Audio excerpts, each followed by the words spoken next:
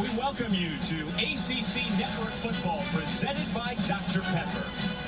It's a Central New York rivalry dating back to 1891, Syracuse and Colgate. The Raiders made the 42-mile drive from Hamilton, New York to the GMA Wireless Dome, dreaming of an upset. Prime time on a Friday Hello, night. beautiful people, and welcome to the GMA Wireless Dome in Syracuse, New York. Home of the Syracuse Orange will take on the... Watching the offensive line, and so when you were protecting Charlie Ward at Florida State, you knew that was as important to winning a football game as anything. And for Syracuse so far this year, they come in 1-1, but they've still got an awful lot of things to work out on that offensive line. Well, they've got to gel, and 7 is the operative word for that Syracuse offensive line. They gave up 7 tackles for loss in the first game. They gave up 7 tackles for loss in the second game. So they've got to get that fixed, and it comes with playing together. And our home team will take on the Colgate Raiders.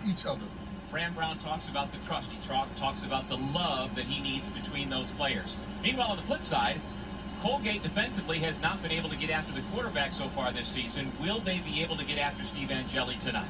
And there's that 7 number again. They got after the quarterback last week, having 7 tackles for loss. They need to have that type of play this afternoon. And this is where the rubber meets the asphalt. Can they get that 7? Can Syracuse eliminate that 7? 7 is supposed to be a lucky number, but it's been an unlucky number for Syracuse. Let's see if they can eliminate that, and let's see if that offensive line can get cohesiveness. The cohesiveness they will need as they get into ACC play starting next week. Colgate comes in from the Patriot League with an 0-2 record, having lost their first 2 games to nationally ranked FCS opponents. They both were tight games and losses to Monmouth and Villanova. Syracuse, meanwhile, 1-1, coming off its first win of the year last week against UConn. There were bluebirds in the third quarter here in this building with the stands emptying. Down 11 points with under 6 minutes to go. Steve Angeli with a 53-yard touchdown to Justice Ross Simmons. They got to overtime, and that same combo hooked up for the game-winning touchdown. But after the game, Fran Brown had his team come out and run for 2 or 3 minutes on the field. A lot was made of that, and Coach Brown will talk. Here we go. About We're underway.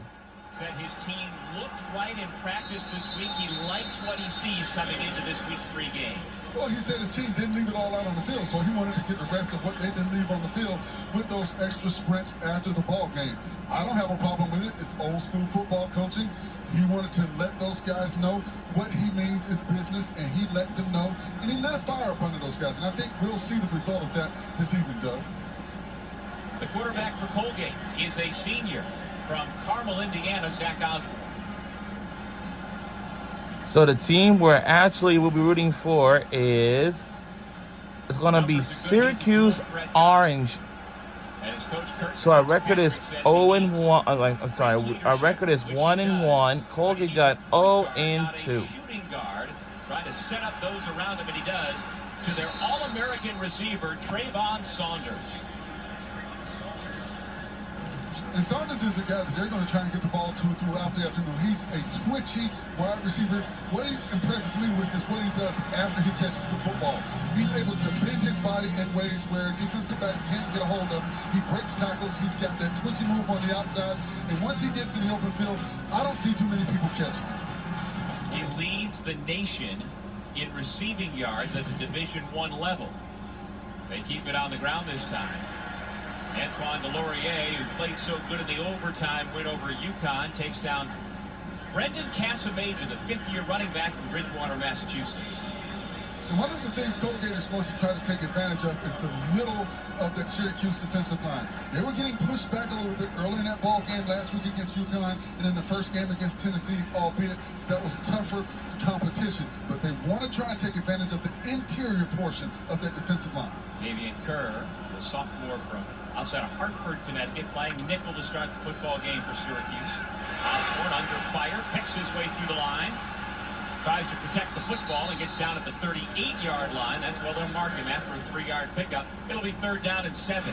And good pressure by number 4, Deion Wilson, but you see Osborne, he sees the scene. He does a good job of stepping up in the pocket, feeling the pressure from the outside. One of the things that Osborne did that the coaching staff talked to us about is he got down. They talked about his dual threat ability, but they want to make sure he doesn't take any unnecessary contact. Danny Shavin, the number 2 running back, is out And split wide to the right. Keep your eye on number 9, Trayvon Saunders. He has already 37. 4 passes this year. They come to number And 13. incomplete. It's Brady Hutchinson. Good coverage by Demetrius Samuel, the 17-year-old freshman. And this is an impressive young man. Watch number 1, Demetrius Samuel on the outside. He doesn't panic. He never turned around to locate the football. But what he did is held his arm there, and right when the ball got there, he was able to stick it up in there and poke it out. A good job by the young man, not panicking and getting his arm in there and knocking it out right at the right time. And so Tyler Fontenot and the Colgate punt team delivers a wobbly punt that's going to go out of bounds at about the 40-yard line. Syracuse will get the football in tremendous position under the guidance of Notre Dame transfer Steve Angeli. And Angeli's been impressive with his ability to kick the ball. He throws a nice ball. He gets good spin on it. And what he does a good job of is putting the ball where only his teammate can get a hand on it. He puts the ball where his receivers can make a play on it, where the defenders don't have a chance. Great catch on the outside, helping his quarterback right there. But he does a good job of delivering the ball where it needs to be. Now, Will Nixon is starting running back for Syracuse. Yussin Willis is out for the day. Also, Malachi James is out. So the running back room is look out! for the Orange. And no. Out there. And incomplete into coverage. It was second down and 10, trying to find Daryl. Second and 10. Down the middle. You see early pressure on Angeli. He's not able to step into that throw. He did a good job of just getting rid of the football, but Elijah Hamilton, number 55, got pressure on him and did not allow him to step all the way through. He had what he wanted. He had single coverage down the middle of the field, but he just couldn't get enough on the football. And keep your eye on number 60, the left tackle, starting for Syracuse tonight, Will Betrand. Will they go? And it's first and 10 for Syracuse Orange. Strike with Justin Toller in coverage. He's a cook with the vertical route, but watch what Angeli does. He stays in the pocket. He's got pressure in his face, but you see his ability to deliver a strike with pressure right in his face. A good job by Angeli. Yeah, that was Trooper Price, the linebacker, number 18, who gave a lot of pressure. And once again, it's Elijah Hamilton, one of the other captains on defense, bringing down Will Nixon. And once again, when Angeli does a good job of just standing tall in the pocket, he knows he's going to possibly get hit, but you see he delivers a strike, and that's what I'm talking about. That football, he always puts it where his receiver can just run under the football.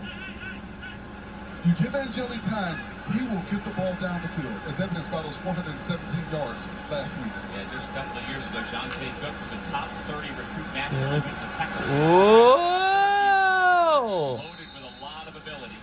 Will Nixon stacked up at about the 35-yard line, a 6-yard gain for the redshirt senior out of Waco, Texas. And one of the philosophies for this offensive line is to establish a physical mindset. And you do that by running the ball effectively. You saw they got a good run on that play, so I expect to see them firing off the football with a flat back, trying to knock those defenders back. Gonna throw for it on third down, jumping around the defensive back. He nearly got a hand on it, couldn't get there. And the catch was made by Darrell Gill Jr. A 6-yard pickup and moved the sticks for the Orange. Dangerous, dangerous throw. Tamir Wynn is right there. He timed that almost perfectly, but once again, you see Angeli throwing the ball right where he needs to throw it and getting rid of it in the nick of time. Colgate got 0-2. It's not a good record for them, and us, we gotta do something. Nixon picks his way through the line of scrimmage for positive yardage. Trying to stay on schedule here. Second down. Drive of the night, gain of 3 for Will Nixon. It's a good counteraction. The guard and the tackle pulling from the opposite side. You want to get some misdirection going. Get this defense to slow down. Get them to thinking a little bit. Syracuse with a little tempo. Angeli fires near side. Has his man. Hey, from the near side. Touchdown, Syracuse Orange. Touchdown, Syracuse.